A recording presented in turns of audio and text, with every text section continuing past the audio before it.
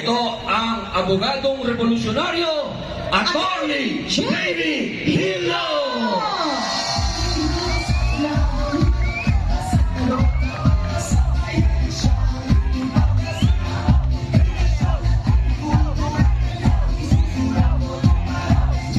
Mayong gabi sa tanan!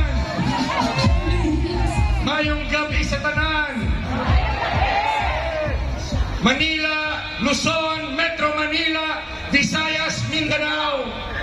Nandito po si Attorney Jamie Hilo, numero 30 sa balota ng iisang representante ng Visayas.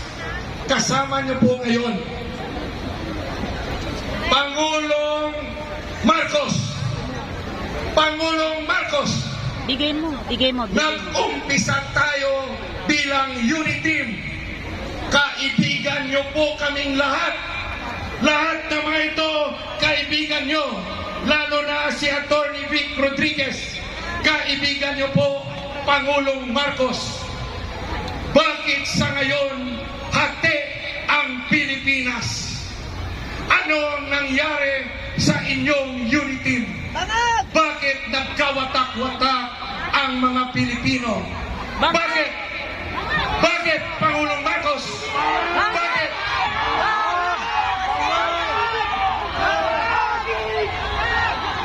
Pangulong Marcos, nung umpisa ng inyong termino, gusto ko po talagang tumulong sa iyo. Dala po ng senador ng Visayas ang sa tingin ko solusyon sa mga problema natin sa kahirapan, solusyon sa problema sa korupsyon. Naging commissioner po ako ng PACC. Alam ko po ang naging problema sa korupsyon.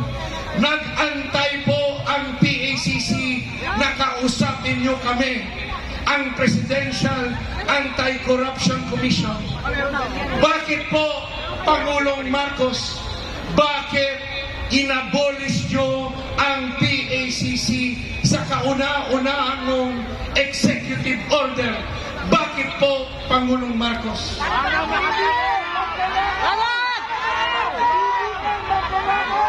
Pangulong Marcos, kaibigan mo po lahat ng mga ito. Ang mga kasamahan mo, kaibigan nyo po kami. Bakit ginawa mo ito sa amin?